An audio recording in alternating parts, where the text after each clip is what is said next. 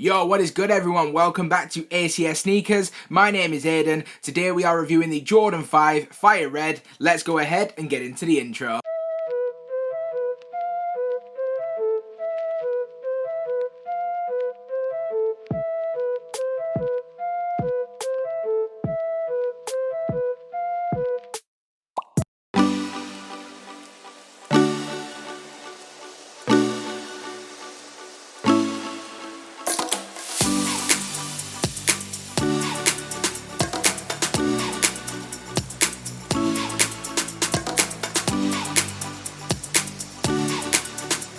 And here we go guys, I have the Jordan 5 Fire Red in hand, so without any further ado, let's go ahead and get into the shoe.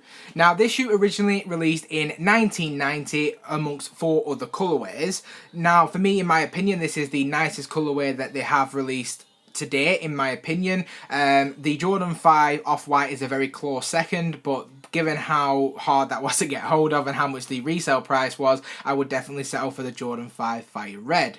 Stop it. Get some help. Now moving on to the toe box area, this is made out of a synthetic leather, which I am not a major fan of. In my personal opinion, this leather is very soft to touch, but does have a very plastic vinyl feel to it with a shiny finish. You may notice that the lights here are actually bouncing off the toe box area simply because of how shiny the finish actually is. I know for a fact that as soon as I start to rock these, that the toe box area will crease instantly. And as I've mentioned in previous videos, I like to keep my shoes as dead stock as possible, so the fact that this does and will crease is definitely a major negative for me, and therefore that is why I will be letting my pair of Jordan 5s go, and I will not be keeping this shoe in my collection. And now moving on to the midsole of the shoe, you will see that the midsole is comprised of the black midsole and the fire red shark teeth, which is inspired by the World War II fighter planes. And I, for one, am a major fan of this touch, and I do feel that it definitely helps this shoe stand out. To finish off the midsole of the shoe, you will see the translucent air unit at the very back, which I am a major fan of. Now quickly switching to the outsole of the shoe, which you will see is comprised of the translucent blue, the midfoot black and the translucent blue to finish, and within the translucent blue you will see the fire red Jumpman. Now as I covered in the Jordan 6 DMP review, the translucent blue is naturally going to yellow as you wear it and as it naturally ages, so that is something that I would recommend you bear in mind before you do go ahead and pick up the Jordan 5. So if we can just have a quick look at the upper of the shoe, which is the same leather that we saw on the toe box area of the shoe itself. Now I must say that the leather quality in my opinion is subpar and has that plastic feel. However, the ankle cushioning is extremely soft, so you wouldn't need to worry about the actual cushioning or the actual comfortability. That seems absolutely fine. Now the middle of the shoe actually features a plastic mesh for extra breathability, and therefore in my opinion adds to its wearability as you can wear this for longer periods of time. Then if we switch to the laces on the shoe, which you will see are flat white, and just above the laces you will see the lace lock.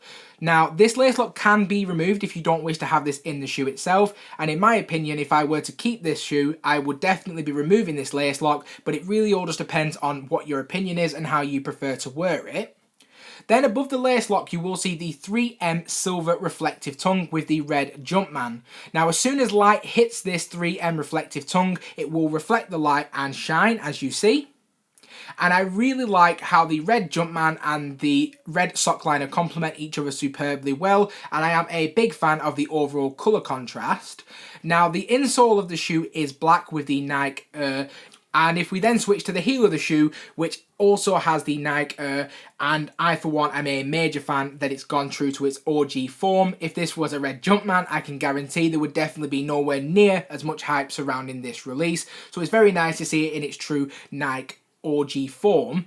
Now the cut of the shoe I've been led to believe is very similar to the original 1990 release. I personally haven't ever had the 1990 release in hand, so I can't really comment, it's more speculation, but it does seem very much true to what I've seen on pictures, which is very good, and it does look very similar to the original 1990 release. Now, in terms of my overall opinion on the shoe itself, I must advise that this is a 7 out of 10 at best. I wish I could give it a higher grade. However, the fact that there is such issues with the leather quality, I just can't give it higher than a 7 out of 10. Let me know in the comments below what your thoughts are on the Jordan 5 Fire Red. Do you have it in your collection, or are you looking to add this to your collection? And let me know what your thoughts are on the leather if you've actually had this one in hand. And before we go any further, let's go ahead and have a look at some more detailed images of the Jordan 5 Fire Red.